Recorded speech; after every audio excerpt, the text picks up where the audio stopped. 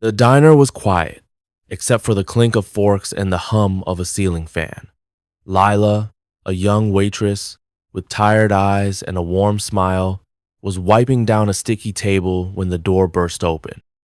Two police officers, badges gleaming, stormed in. Their faces were hard, their eyes narrow. "Lila Jackson, you're under arrest," one shouted, his voice like a thunderclap. The few customers froze, coffee cups halfway to their lips. Lila's heart pounded as the officers grabbed her arms, yanking her toward the door. Cold metal handcuffs snapped around her wrists, biting into her skin. "What did I do?" she cried, her voice shaking. The officers sneered. "You know why, girl," one said, his words dripping with hate. The other laughed, a mean sound that made Lila's stomach twist. Outside, a crowd gathered under the diner's flickering neon sign. Lila's face burned with shame as people whispered and pointed. She was just a waitress, barely making enough to pay rent, and now she was being dragged through the street like a criminal. "Please, tell me what I did," she begged, but the officers ignored her. They shoved her toward their patrol car, the red and blue lights flashing like a nightmare. Then, one officer leaned close, his breath hot on her ear.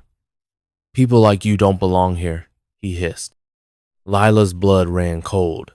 She knew what he meant, and it wasn't just about her job. But Lila wasn't just a waitress. As they pushed her against the car, her trembling fingers reached into her apron pocket.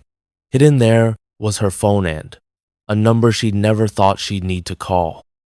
A number tied to the Pentagon, to a secret she'd kept for years. Her heart raced as she pressed the call button, hiding the phone behind her back. "You're making a big mistake," she whispered, her voice steady despite the fear. The officers laughed, thinking she was bluffing. But as the call connected, a deep voice answered on the other end, and Lila's eyes gleamed with something new hope. Who was she calling? And why did she have a direct line to the Pentagon? The diner smelled like burnt coffee and greasy fries that morning. Lila had been up since 5 a.m., her feet aching in her worn-out sneakers.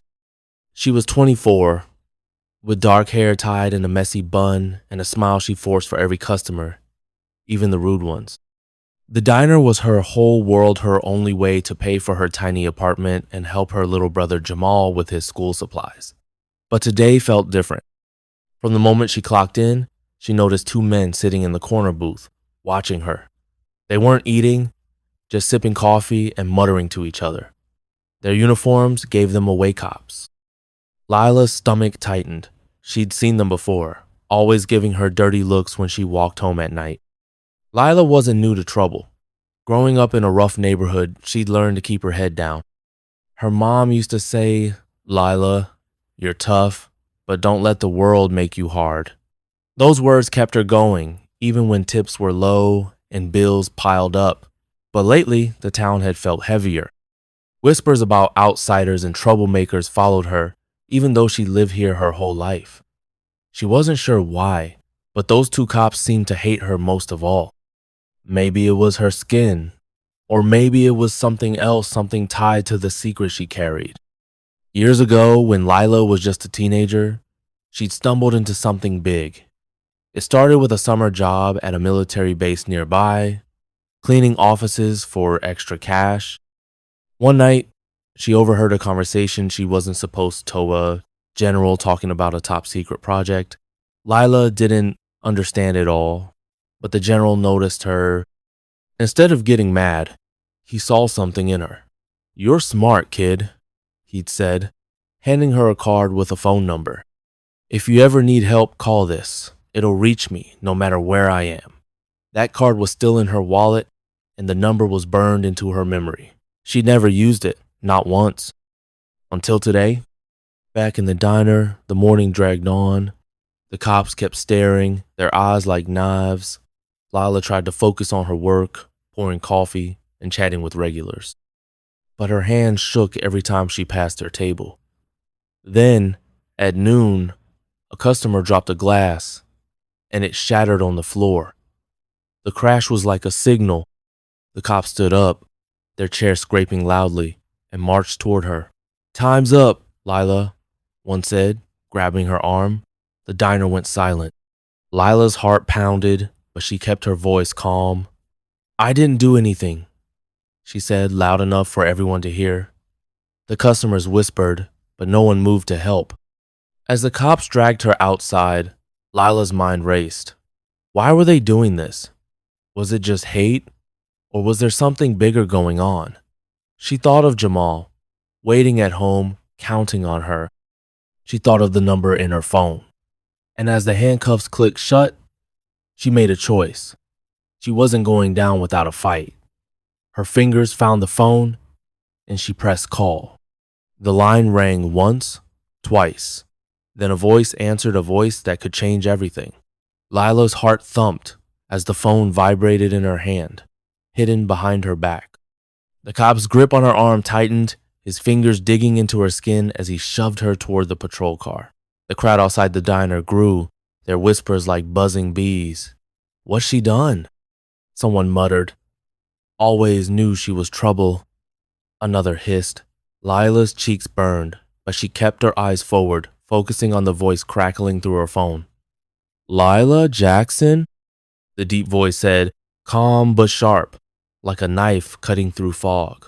"What's wrong?" She swallowed hard, her voice barely a whisper. "I'm being arrested." "I didn't do anything. Help me." The line went quiet for a second, and then the voice said, "Stay calm. Tell me where you are." Lila's hope flared, but fear clawed at her too. Who was this man? Really? And could he actually save her?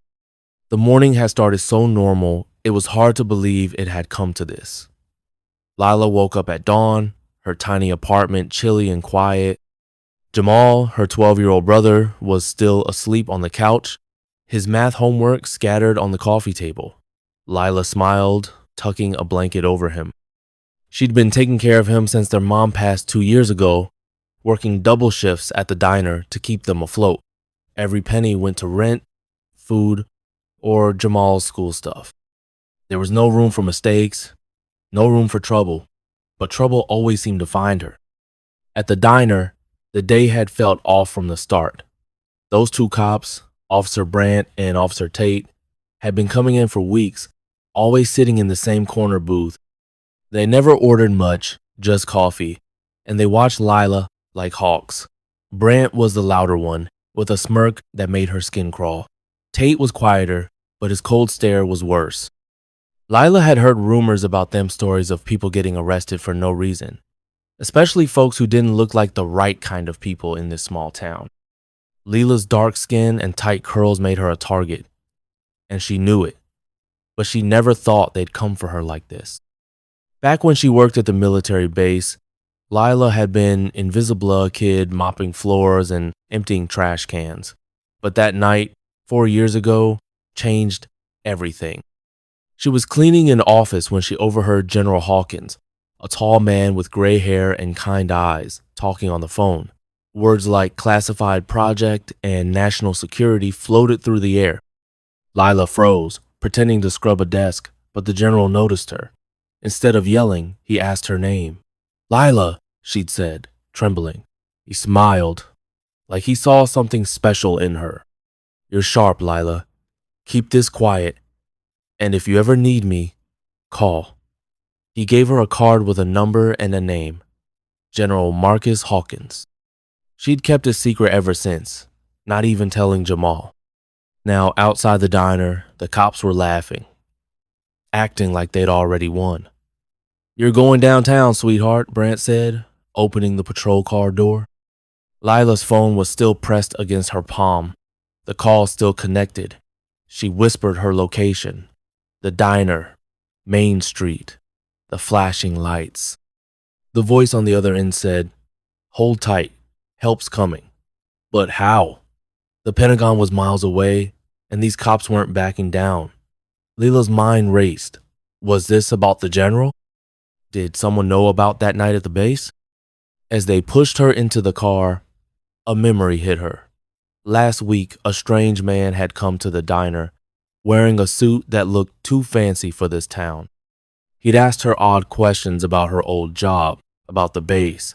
Lila had brushed him off, but he'd left her a card with no name, just a number. She'd thrown it away, thinking it was nothing. Now, she wasn't so sure. Had that man been watching her? Did the cops know something about her past?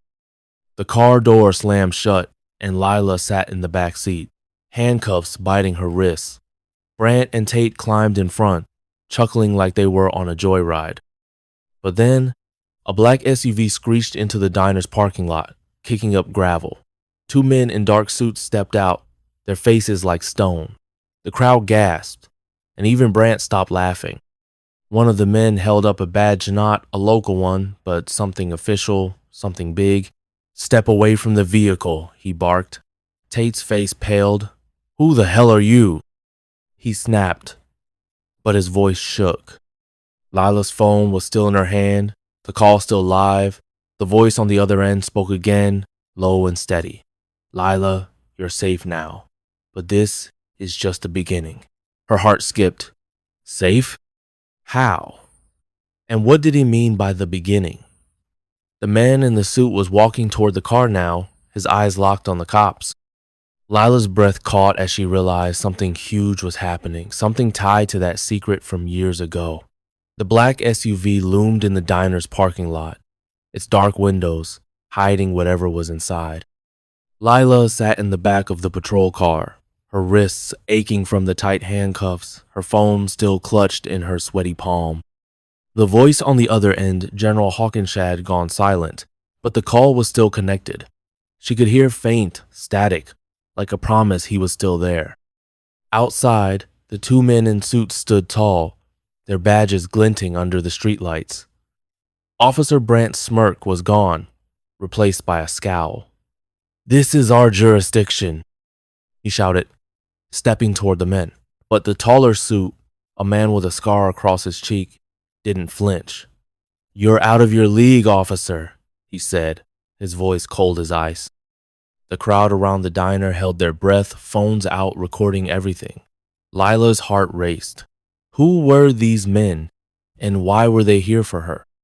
Earlier that day, before the cops stormed in, Lila had felt the weight of the world on her shoulders.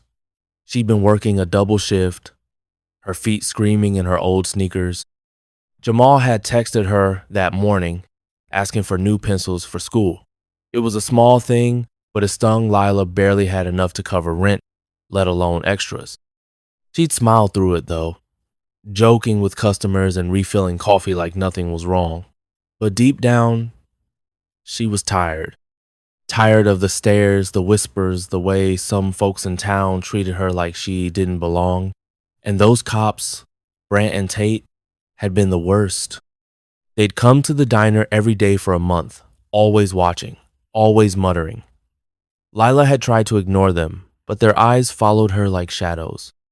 Now, in the patrol car, she pieced things together.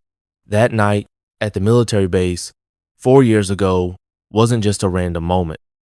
General Hawkins had been working on something big, something about a secret project called Nightshade. Lila hadn't understood the details, but she remembered the general's voice, urgent and low, talking about protecting the country and hidden threats. She'd kept her mouth shut, just like he asked, but now she wondered if someone else knew. Had the cops been tipped off? Was that why they targeted her? The suited man with the scar opened the patrol car door, his eyes locking onto Lila's. "Miss Jackson, you're coming with us," he said. Brant stepped forward, his hand on his holster. "She's under arrest. You can't just..."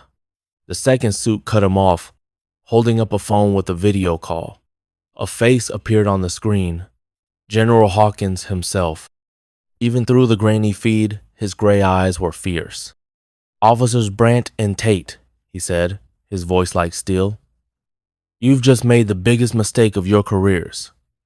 Tate's face went white, and Brant's jaw dropped. Lila's breath caught. How did the general know their names? The crowd was buzzing now, phones filming every second. The suited man uncuffed Lila, his hands quick and gentle. She rubbed her wrists, staring at him, Who are you? She whispered. He didn't answer, just nodded toward the SUV.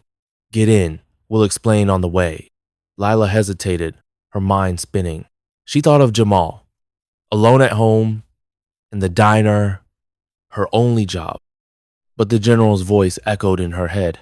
You're safe now, but this is just the beginning. As she climbed into the SUV, Brant lunged forward, shouting, You can't take her! She's a criminal! The scarred man spun around, his badge flashing again.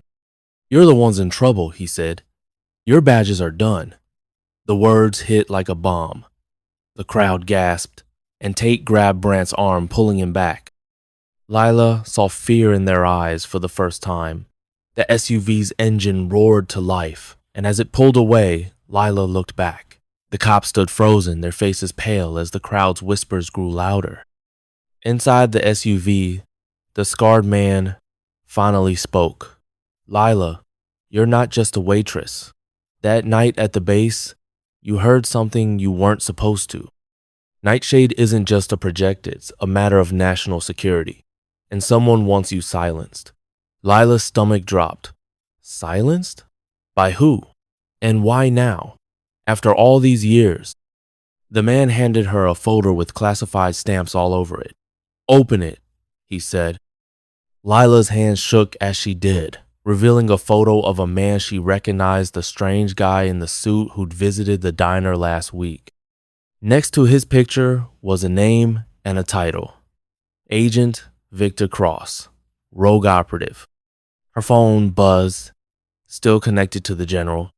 His voice came through, low and urgent. Lila, you're in danger, but you're also the key to stopping it. Her heart pounded as the SUV sped into the night. What was Nightshade? And why was a rogue agent after her?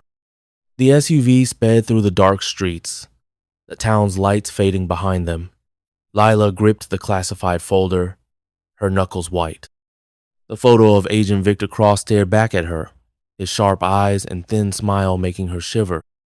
The scarred man, who introduced himself as Agent Daniels, drove in silence, while the other suit, Agent Reed, typed furiously on a laptop. Lila, Daniels said, glancing at her in the rearview mirror. You're not just a witness anymore. You're part of this. Lila's stomach twisted. Part of what? She asked, her voice small. Reed turned, his face serious. Nightshade is bigger than you know, and Cross thinks you're the key to breaking it open. Lila's mind spun. All she'd done was overhear a conversation years ago. How could that make her a target? Earlier that evening, before the SUV whisked her away, Lila had been replaying the diner incident in her head. The way Brant and Tate had stormed in, their hate-filled words, the crowd's stare-sit all felt planned, like they'd been waiting for an excuse. She thought of Jamal, probably worried sick at home. She'd texted him from the patrol car just before calling the general, "Stay safe, I'll be home soon." But now, speeding toward who knows where, she wasn't sure she could keep that promise. The folder in her hands felt like a bomb, ready to explode her whole life. Daniels broke the silence. 4 years ago, you heard General Hawkins mention Nightshade. It's a defense system top secret tech to stop cyber attacks on the country's power grid. But someone's trying to steal it. Lila's eyes widened. Steal it? Why me? Reed handed her a tablet showing blurry security footage. It was her, 17 years old, mopping the floor at the military base. A timestamp glowed. The night she overheard Hawkins. You were in the room when the project's code was discussed, Reed said. Cross thinks you know it. Lila shook her head. I don't. I barely understood what they were saying. Daniel's eyes softened. He doesn't believe that, and neither do the people he's working for. The SUV turned onto a quiet road, leading to a small airstrip. A helicopter waited, its blade still. Lila's heart pounded. Where are we going? She asked. Daniels didn't answer, just nodded toward the chopper. As they climbed out, Reed pulled her aside. Lila, Cross has been tracking you for months. Those cops, they weren't random. He paid them to grab you, make it look like a routine arrest. Lila's blood ran cold. Brant and Tate were just pawns. She thought of their sneers, their cruel words. It wasn't just hate, it was a setup. As they boarded the helicopter, a loud crack split the air. Gunfire. Daniels shoved Lila down, drawing his weapon. "Cross!" he shouted. Headlights flashed in the distance, a black van speeding toward them. Reed fired back, sparks flying off the pavement. Lila crouched, clutching the folder, her heart racing. The general's voice crackled through Daniel's earpiece. "Get her out now. She's the only one who can stop him." Lila's hand shook. "Stop who? Cross? And how?" The helicopter's blades started spinning, but the van was closing in, and a figure stepped out, Victor Cross himself, his smile cold and deadly.